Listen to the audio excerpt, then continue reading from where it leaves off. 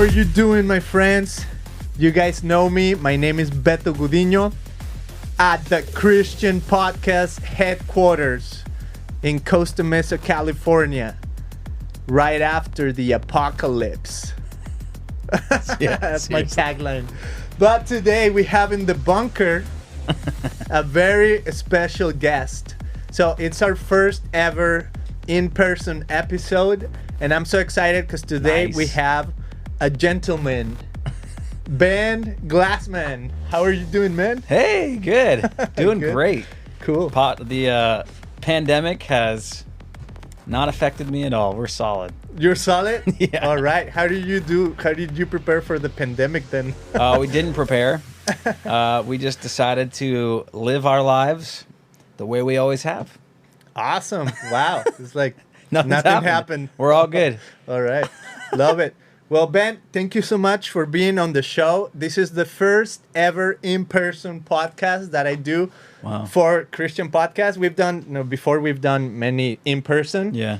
But I'm really excited because this is totally different than being on a Zoom call. Yeah, I can for actually sure, see you face to face. It's awesome. So that's pretty interesting. Yeah, this is great. And you are here because you're with Legacymakers. Yep. It's your nonprofit, and we're going to talk about it in a little bit. Okay. But first, I want to get to know you a little bit more. Okay. Right? So, Ben, Sure. if I would say, Ben, what do you do? What would be your response, or who are you? Okay. Well, forgive me if I'm a little camera shy, okay? That's fine. So who am I? Yeah, my name is Ben. And I am from Kansas originally. That's where I was born and raised till about end of high school. And then we went to Arkansas for Christian University, Bible college. That's where I met my wife. Nice. Yeah, so huge deal. And then but my wife, Megan, is actually from California. And so we connected there in Arkansas, and then I moved out here and we got married and had kids, and the rest is history. But yeah, we just started this nonprofit called Legacymakers, and it's been quite a journey coming up to it and kind of how it all started. But yeah, so. Legacymakers. All right. Yeah, we'll get to that, man, because I really love what you guys are doing. We were talking at the park a few days ago, and it was super interesting, man. I checked out your website. Nice. And I love what you guys are doing, and I love what you guys stand for. Yeah. And I think people listening to this podcast or even watching can be so benefited from what you guys are doing, because I think the core of Legacymakers is family, and that's universal, right? That's everywhere in the world. It so is. Anyone listening, I think Exactly. they'll be able to get something from it. Yeah. But Ben, let's go back to your upbringing. You were when we were at the park, you were saying that you were Catholic. Yeah. So tell me a little bit about your faith background. How did you end up going to seminary, or what was it called? Just Bible college. Bible college. You can call it that, yeah. What was your transition to now being married to your wife who met at Bible college, and pursuing like a nonprofit with, I would say, with this very spiritual component, right? But what's your background?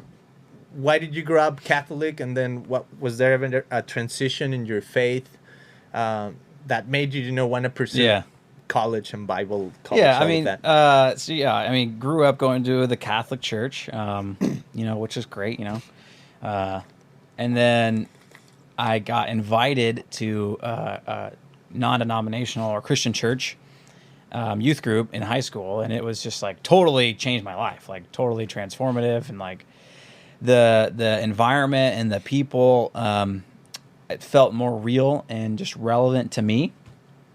And it just kind of helped me accept God more, kind of helped me lean into a relationship with God. And also growing up, I mean, I'll be honest, had some challenges growing up in my home and in my family. My dad was an alcoholic, and my mom has also suffered from bipolar disorder. So it I think just kind of naturally, it just created a space for a little bit more toxicity, which, I mean, everyone's got issues. Every family's got problems. We've all have dysfunctions in the family. Yeah. And because of I think the environment that I was in with this new Christian youth group, it really compelled me to want to seek a deeper relationship with Christ. And so that's kind of what led later on, like towards the end of high school, going to like missions overseas in Nepal and like Kathmandu and all those different places. And then I went to Arkansas because my tennis coach in high school was actually leading the program that we were in. Which, I mean, it's kind of like a Bible college, but it was more of an intense leadership development program with a biblical studies degree. But Nice. within the program, you're like learning all these different things about like how to be, a better physical self, or, the different like kind of pillars of life, like physical, spiritual, relational, intellectual. It was basically like building on all of those different pillars. As an individual, it's kind of what it was all about. So we had a lot of different like physical training. We trained for an Ironman triathlon. We did overseas training. We did missions training. So you went to a Ironman? Well, You did so an no, Ironman? I didn't. I just no, trained? I bailed out. But it's because I had broke my knee.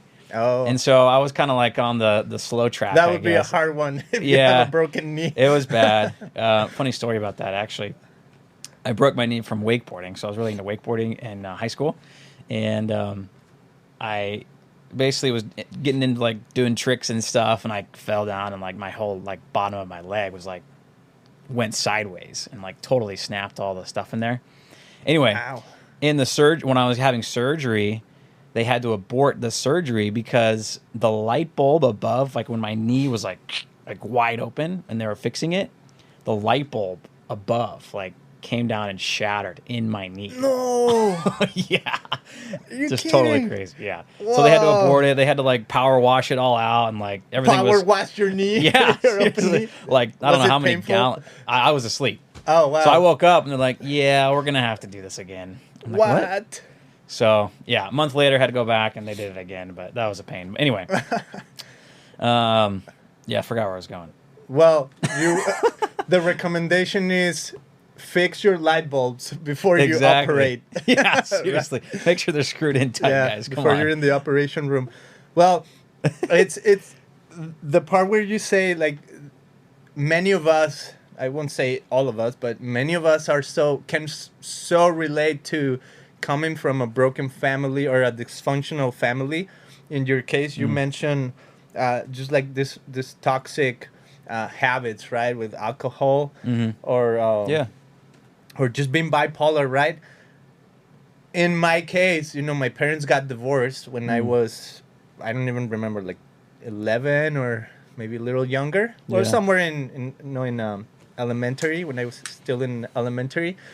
But I'm the youngest of 3 siblings, so my siblings were already almost like teenagers, right, when this all was happening.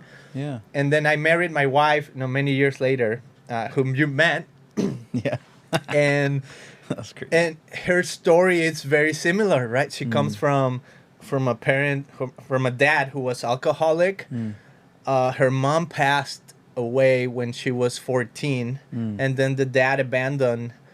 Before the mom left, the dad abandoned her and their family. She's in a family of 4 siblings. So the dad was not around when mom passed. Wow. Right? And she's a teenager, That's and she's the gnarly. oldest, and she has to take care of like 3 siblings, Oh right? my So she became gosh. almost the mom to them. That's She nuts. actually was kind of like the mom. Yeah. So anyways, Sheesh. uncles came in the picture and taking care of them for a while and whatnot. But of course, I've been married for like 12 years, so I know my wife's story pretty well. Yeah. And we actually have some sort of a ministry here in Costa Mesa with students, right? Estancia High School that is right across from our campus here. Yeah. And just getting to know kids' stories, you find that this happens again and again in different, right? The scenarios are a Exactly. little bit different, but absent dads or alcoholism or drug abuse, whatever it is, right? But abandonment, like all these things that really mark you as a young person, right? As a young kid, man. as any family, right? Your mind it's as a child is so malleable, exactly, and shapeable. You just take it all in. Yeah. So my wife had this realization when she was in high school.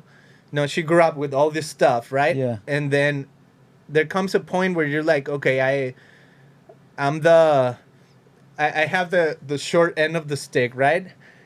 And in high school, she realized, wow, I'm not the only one. There's a lot of kids who are going through similar stuff. Wow. Right? Yeah. And then she realized, wow, this is really not unique to me, right? There's a lot of people, and I think that's what kind of like caused us to get involved, with the high school and offer a little bit of help and hope to them. And I don't know if the situation was similar in your case, but what was it about your upbringing that you saw? Where was the turning point for you in your upbringing when you said, wow,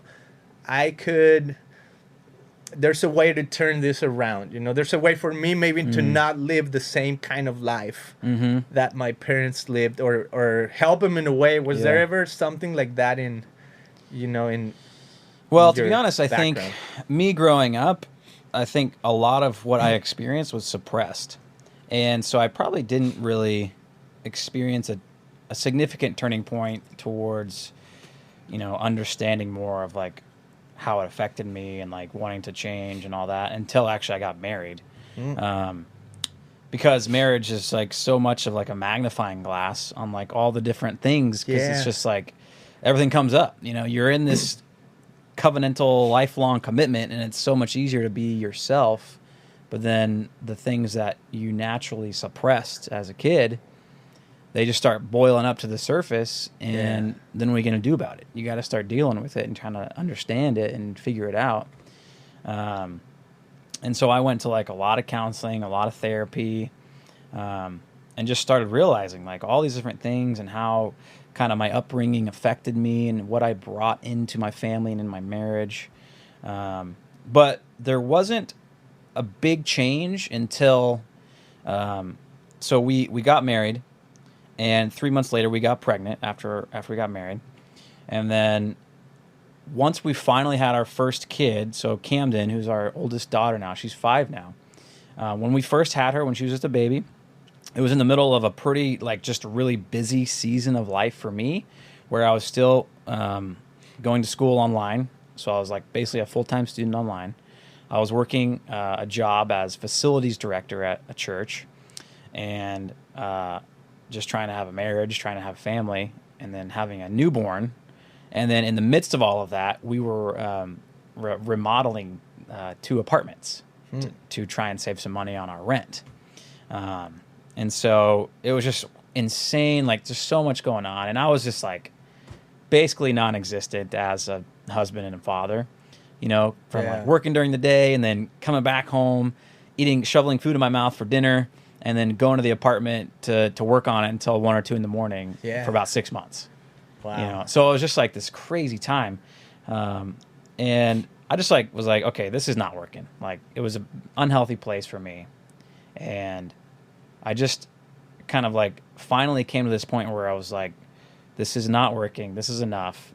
And at the same time, our church was going through this kind of transition process where we were spending some significant time really kind of re-envisioning who we were as a church, and like what was our mission and our vision, and what were we going to do to reach our community, and like all the different kind of strategies around that, and our where do we want to be and where do we want to go. And that whole experience as a church, because that's where I was working, kind of inspired me. It's like, man, this is kind of cool. Like, I wonder if this would help my family. And so that's kind of where the switch flipped.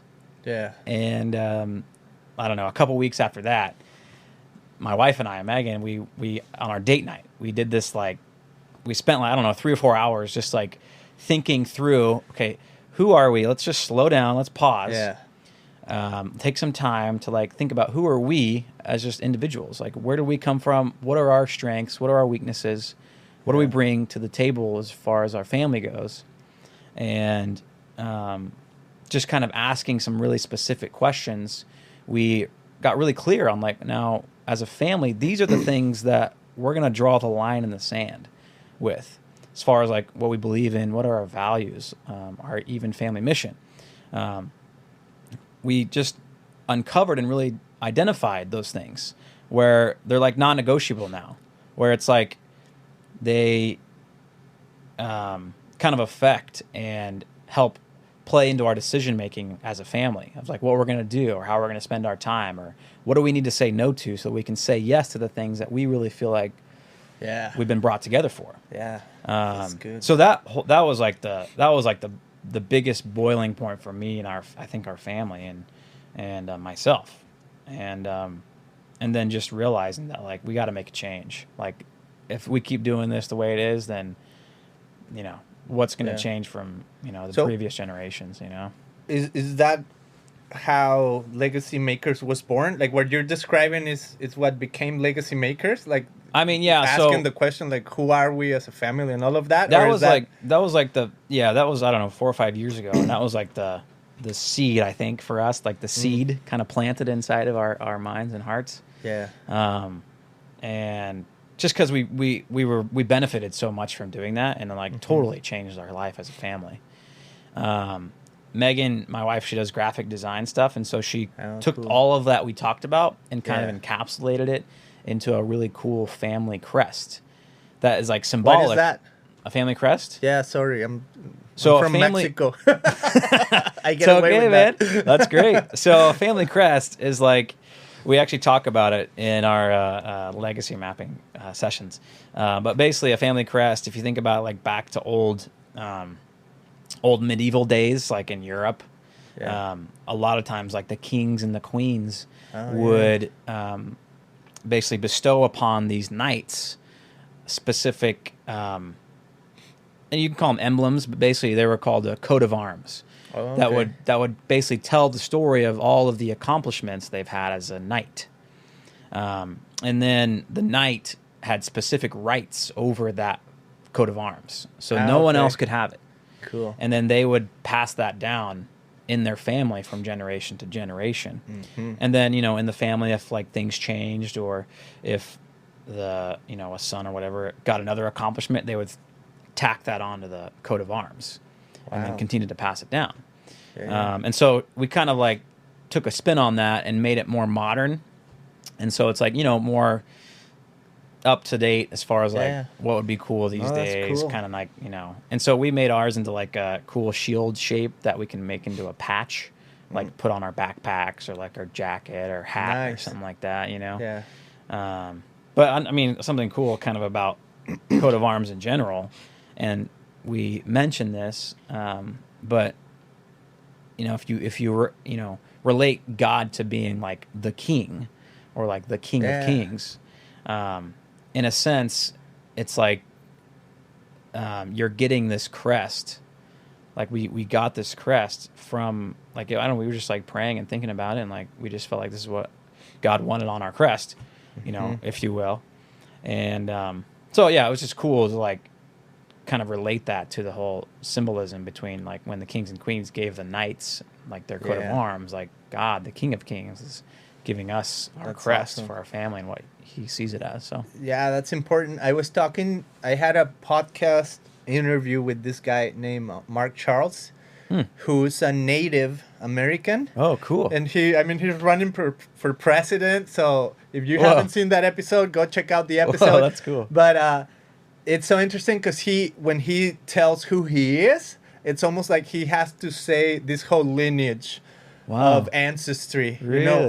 Because his mom is German. Okay. And then his dad's Navajo. So he's got to say, and he says it in his Navajo or whatever language. So he's like, my friends, this whatever, I don't know what he's saying, right? But something like that. But he needs to say, I come from the people that live in the forest, and Really? my mom comes from the country where the wooden shoe people, because No way. they're German, right? Yeah. So it's interesting how he has to say all of that almost like every time he introduces himself. It's like he has to, in a sense, maybe like show my crest, right? Wow. Show like this is my who I am, identity, this is my right? Yeah, Where I wow. come from. That's So, pretty cool. Yeah. So I think that's pretty cool idea. So when was Legacy Makers born? Okay, yeah. So Legacymakers, I mean, like I just kind of mentioned, like that was kind of the seed, and we had a thought like, oh, it would be kind of cool to see, if we could kind of fine tune that whole experience that my wife and I had, and kind of modify it to where it'd be replicable for families. And so we kind of had that thought, and we didn't do anything with it. I don't know, 4 or 5 years went by and nothing happened. But we've always had it in the back of our mind, and it was always been something that we, because we wrote everything down. We have it like on a nice 1-page sheet of paper that we pull out, a couple times a year, and like just evaluate how we did, and that's good. What do we want to do for the next year, and put it on the calendar. And it's all like kind of true to who we are. But I wouldn't say that it really didn't birth until about a year ago now, a little over a year ago now, when we were kind of coming to this point, kind of needing to decide, what do we want to do with our lives? Like, what do we feel like we're called to do? What are we supposed to do? And this whole idea of like, family and family legacy was just like staying in our minds, and like we just felt like this is something that we need to really lean in on and see if this is what we're supposed to do. And so we took what my wife and I went through and really just tweaked it enough to where we could start kind of trying it out with some other families. So, we started trying it out with a few families in our couples group, and some other people that we knew, and it ended up being really cool. And things that like they started to take and apply in their own life, and it just helped them get really clear on like who they are and what do they believe in, just like it did us. So that was like about a year and a half ago, and then the seed, I think, started to grow because of that. And we took some time to really pray and consider, because at this time I was still working at the church I was a part of, on staff, and we were just praying and thinking like, what, God, what do you want for us? What do you have for us? How can we serve you? And like during those times of prayer with Megan, and we took about a week just solid, just like really, really diving in, like, what do you want? Because it was a big decision, and it was kind of coming to a point where at my job I needed to decide, because it was like things were going well enough for Legacymakers to where it like could, like something I needed to really either do full time or let go of, that kind of thing. And so while we were praying, the idea that family is the foundation of all of society just started taking like a deep, started taking like a deep, I think, root in our hearts. Like that seed just like took root. And even more so to where family was meant to be a place where you can experience all the things of God and his characteristics and his personality and his, his life that he intended his people to live. He meant for family to be that foundational place where you can learn how to forgive, and you can learn what it means to be accepted and love, without bounds, and, have purpose and have integrity, and all these different attributes and values were meant to be, built upon in family. But so often, and especially nowadays with technology and like the news, and there's so many distractions, and so many different things pulling our attention away. Family is often just a place that's marked with pain and tragedy and unfortunate circumstances. And it's sad and it's unfortunate.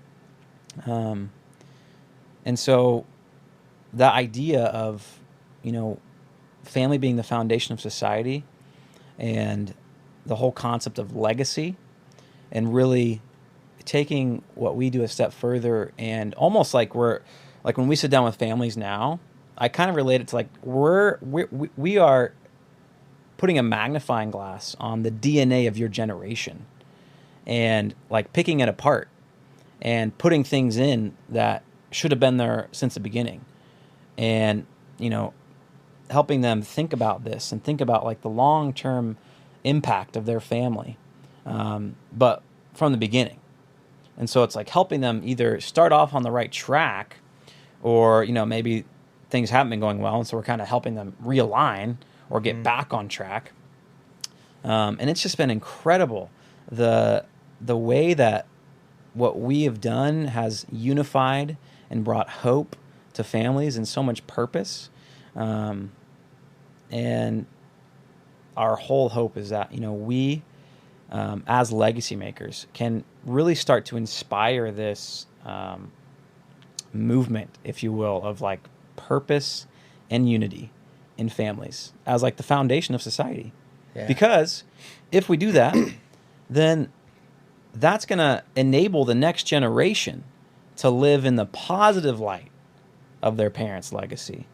And it's going to help them be able to prevent and even overcome some of those previous ancestral family breakdowns and tragedies and issues, to create a healthier society.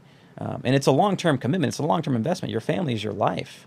Yeah. And so it's like you're like rewiring and reimagining the DNA of your family and your generational history, and almost like starting a new path of all the different values and attributes and positive values that you could have. And then we take it a step further and just get really intentional about like, now what are we going to do about this?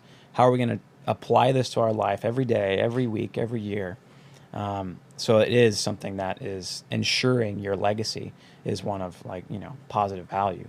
So it's just been really cool to see. So as you were talking about family as the foundation of society, I don't know why it brought me back to my junior high or middle school days. Yeah. Because I think the school I was going to, this was still instilled in us that, hey, family is the foundation of society. Like maybe not phrased that exact same way, but it was like family is the nucleus, right? Is the most important part of a society. Yeah. Right. And I don't know where, as a society, we lost that along the way, in the last 30 years or so.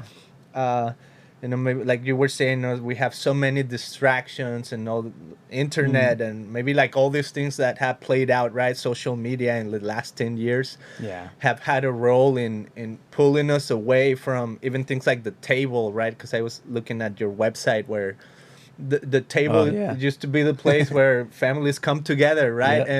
And now with like you were saying, people working different hours within the same family, right? Dad going to work at night or whatever. Even we have 7-Eleven. Now it's not even 7-Eleven. It's like all day open. Right? People used to not work on Sundays, sometimes even Saturdays. In not every society, but I remember in Mexico growing up, like Sundays, nothing was open. Maybe some restaurants, but it was like family time. Go out and explore and be with family. And then somewhere along the ways, we've closed those doors, and we're like, we got to be productive and all these things, and businesses needs to be open every single day, and in a sense that starts affecting the family little by little, right? Because now you have different rhythms. And I think maybe Legacymakers it's bringing us back to a rhythm of family being together, which is great. And and also I love when you said you didn't say you evaluate like a couple times a year. It's just same thing, for whatever reason, I'm thinking of my middle school days, because I don't know if you had that, but the school I was going to, I remember we had this thing called auto evaluation. Okay. So it was, you're going to grade yourself. Oh, right. So okay. the teacher said in Mexico we had at least the school I was going to, we had a system from 1 to 100, right? So 100 is A plus, Yeah. right? 100 That's is the you best. pass, it's the Yeah, best. Exactly. So the teacher would say, okay, in this test, I'll give you 90, right? You answer all these questions. But then they would say, they would have another slot on the test, and it said auto evaluation. Interesting. And it was like, okay, what's the grade that you give yourself? Really? Yeah, and this was Oh. middle school, man. Wow. And it's so interesting because I remember, There you go. Sometimes we would put, Yeah, I mean, yeah. I always felt like I had to give an honest answer, and then I would be the one that, I don't know. You didn't give yourself 100 every time? 70, or 80 or whatever. I felt like That's I funny. never, for whatever reason, maybe in sports or something like that, because even in sports they they gave us like auto evaluation. Yeah. So but I never put 100, for the most part. And I remember like Well, looking good. at my friends, I'm like, that guy doesn't deserve 100, Oh. they'd be like 100. Nice. Well, But that's I love good. that at least they were confident and Yeah. like 100. Right. And I'm like, of course not. That's hilarious. But it's auto evaluation, right? It's Yep, whatever exactly. you're going to put. And I love this idea, because I think somewhere along the way, I think I've lost that, not the capacity, but the coming back to like, hey, let's rethink things. Let's bring them to the table again. Let's reimagine or reset or just auto evaluate. Let's see man. where we're at. Exactly. Do things need to change? Do things need to stay the same? Yep. Do we need to focus on more things? Do we need to say, like you said, do we need to say no to certain things so that we can say yes to other things Exactly. that are part of our goal as a family? Yeah. I love that, man. How are you helping families do that? Because I mean, now I feel like, yes, this is something I for sure feel like my family could be benefited from, and family is listening, right? Yeah. But just tell me about the steps that you guys take with these families in helping them, auto evaluate, and then maybe where do you give them direction for what's the next step as a family to take? Yeah, so like the beginning is really we call it legacy mapping, and it's like our like specific process that we take families through. And it's like 2 sessions, and then, excuse me. So we have a legacy mapping, and so after we've walked them through this process and helped them identify their values as a family, their mission as a family, and then we start dreaming about like, okay, what are the things that we could do to now demonstrate this and apply it to our family and start implementing it. And so it kind of like basically maps out, in a sense, like one of the key questions that we ask is, let's say, you're 80, 90 years old, and you're nearing the end of life, okay, and you're coming to this point where you're really starting to think about what kind of life did I live. How will my family, my kids and my grandkids, how will they remember me by? What are those things that you really see as like the non-negotiable, like if there was like 2 or 3 things that they need to like take from your life and the way that you lived your life, and they need to apply to their life and walk that out, in essence. And so we have them kind of think about it like that. And there's other questions that we ask, and then after they go through the legacy mapping, and then we set them up on like our yearly, we call it just a subscription plan, to where now every month they're getting resources and content provided that encourages them and continues to inspire them. And then we call them every quarter, once a quarter. We're going to call, because we have it. We have your legacy map. We have your values. We have your mission. We have your action items. And we're going to call you and we'll say, hey, the Godinos, how you doing? Like, how's your values? We have it. Like, have you guys made any action items? Have you guys done anything? How can we help you? How can we encourage you? You know, we check in. So you're a little bit like coaches at that point. Yeah, exactly. So we're just kind of coaching and kind of guiding along the way, and that's kind of where the piece of like we're helping them ensure that they're, you know, taking the right steps to leave a lasting positive legacy in their family and really build that up.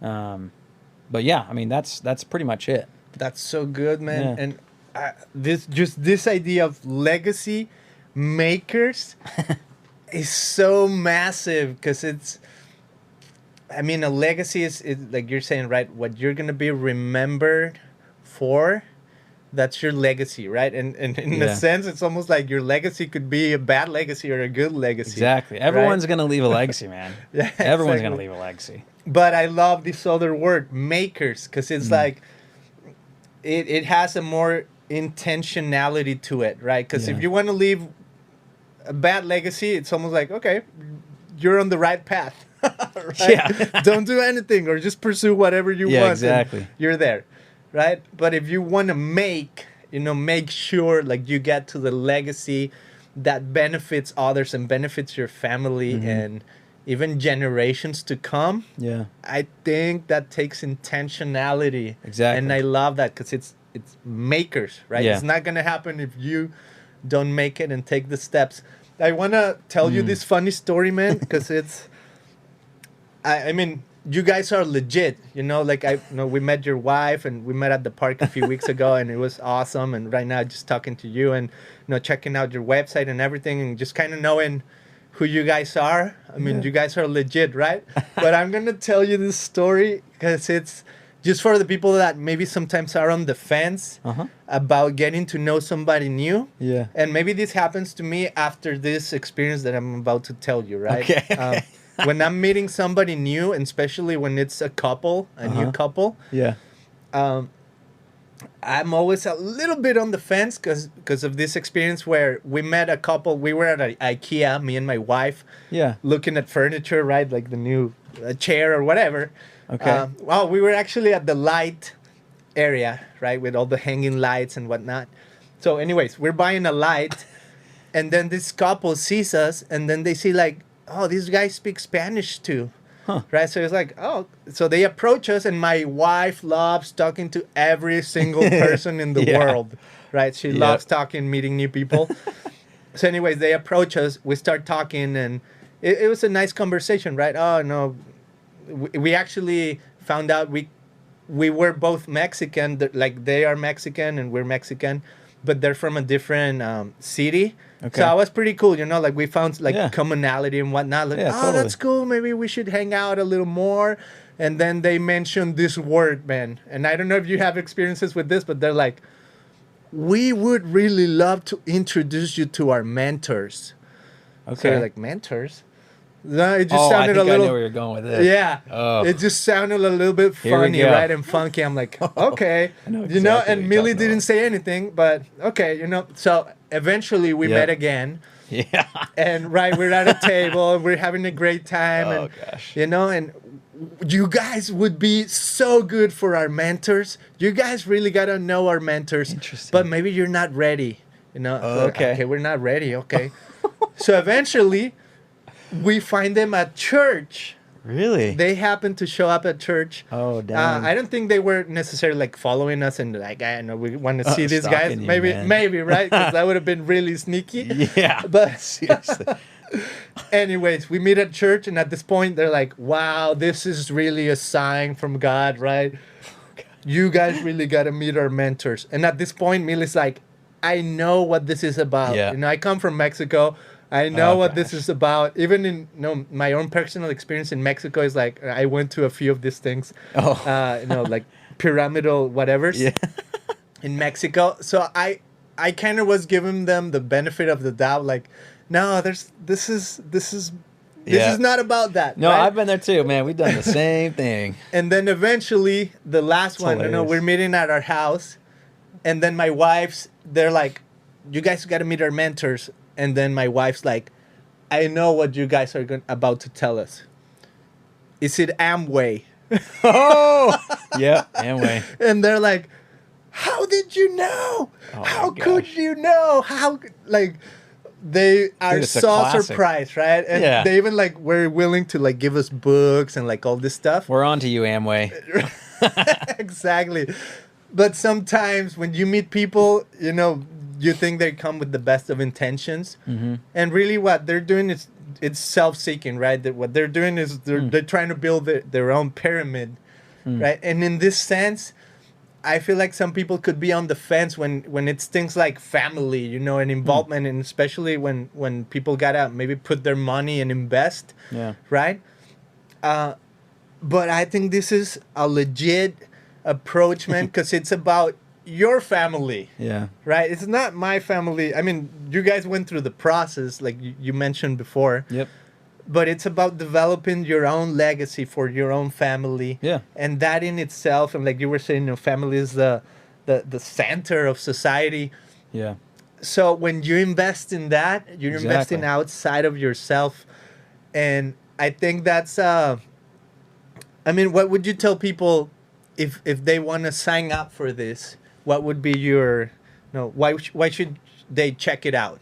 You know, why would you say it's the I don't know, your point of sale or whatever Yeah, it is? I mean, the way I describe it is that like what we said before is, you know, you're gonna leave a legacy, and you know, the backbone behind all of it is intentionality, and honestly, like the process for us doesn't matter who you are. Like you have to do this. It's so critical.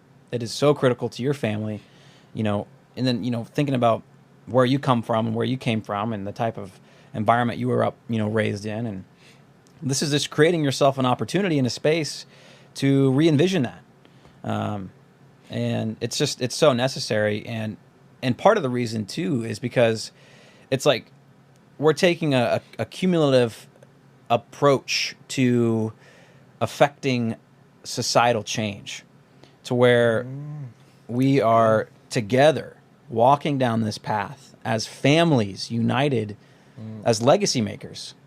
Yeah. Because Legacy Makers isn't just the name of a nonprofit. Legacy Makers are families who have committed to be intentional with the way they live their lives every single day. And so if you're a family, and if you have a family, if you're a single parent, you know, if you're a grandparent, you know, what have you, you have to do this. And so much so that, I mean, I'm not like trying to just beg here, but I'm just like, for your family, for the future generations, for your kids, for your grandkids, like we have given our lives to make sure this is happening. And yeah, that's how I would describe it. That's so but, good, But man. really, I think the biggest telltale sign is like once you go through it, Yeah. that's when you're going to realize like, oh, wow, That's awesome. this is, Yeah. The way I'm picturing it right now, I think it's, as I was saying, you know, maybe in the last 30 years or however many that we've lost the table and that we have all this technology. And as we move into the 21st century, Yeah. something like Legacy Makers, to me, it sounds almost like God is giving us the tool for discipleship of the 21st century. Yeah, man. But discipleship of the family. So in Yeah. a sense, he's saying, Totally.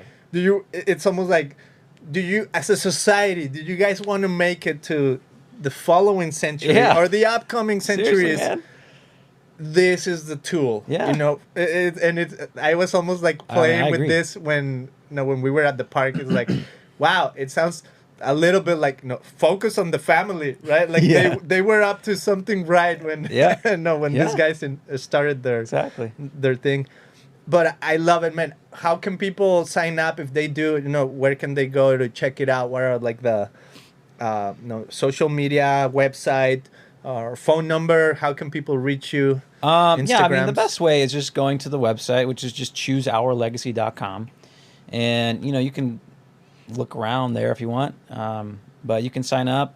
And then, I mean, what we do is we just have people, like, click the button and then they fill out the form. And I would even mention, too, like, it's cool because we have donors who, like, if, we have people kind of give their income level.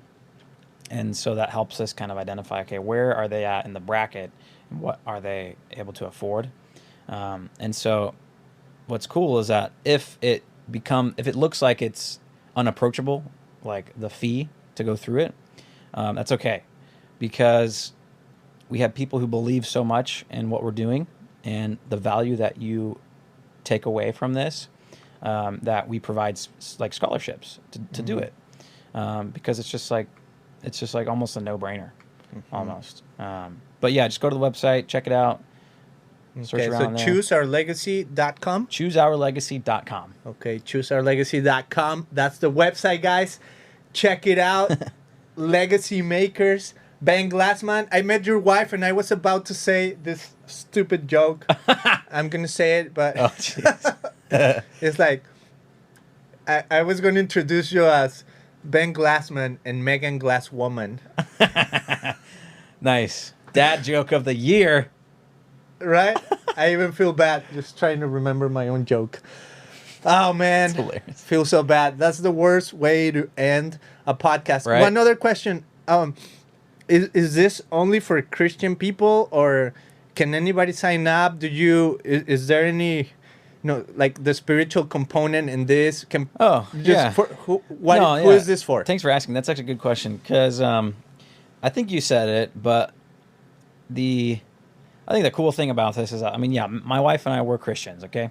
But to your point, family, regardless of what you believe, whatever faith background you have, family is universal, like what you said. And, everyone's got family. Everyone has an idea of family. Everyone knows what it could be, what it should have been. They've had experiences. Everyone has it. It's universal. And I think that's the beauty of it, is that regardless of what you believe in, like, you got to get intentional with your family. You got to make strides to instill positive values. And that's what's going to make you a legacy maker and affect future generations. So yeah, awesome. Doesn't matter. Okay, so there you have it. Ourlegacy.com. Ben Glassman. Check it out. Legacy Makers. Man, thank you so much for being thank on you. the show. This is awesome. How did you feel, being like the first ever in-person guest on the Christian podcast? First ever in-person guest and first ever personal podcast. I've never done podcasts, so it was awesome. No, you do a great job. I'm really, really thankful that you allowed me to share the story.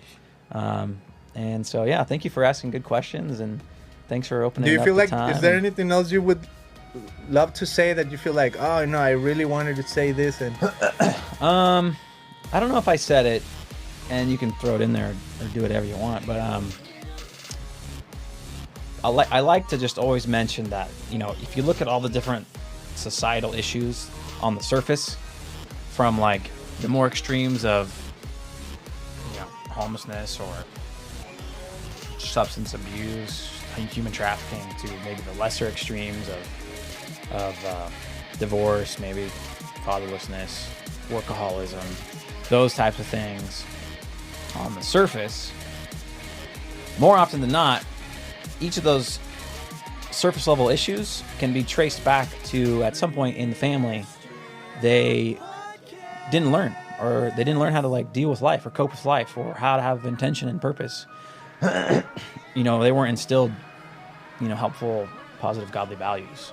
And so that's part of what Legacy Makers' purpose is like stemming the root of the societal issues, symptomatic issues. Because the issues that we see aren't just symptomatic, they are systemic to the family. Yeah. So, just wanted to share that. There you go. Okay, so survivors. From the bunker, we share our love. Thank you for watching. See you guys on the next episode, if we make it. Okay, see you later, guys.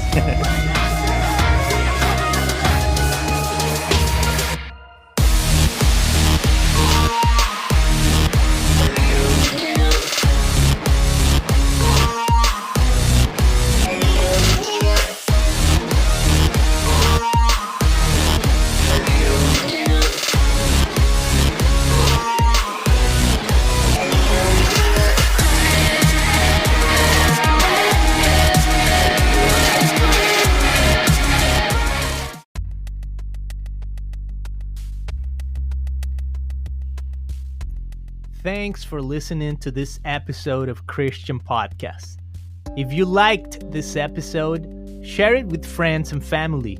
Make sure you subscribe and leave a positive review wherever you can. You can also visit christianpodcast.com to learn more about our show. Hasta la vista.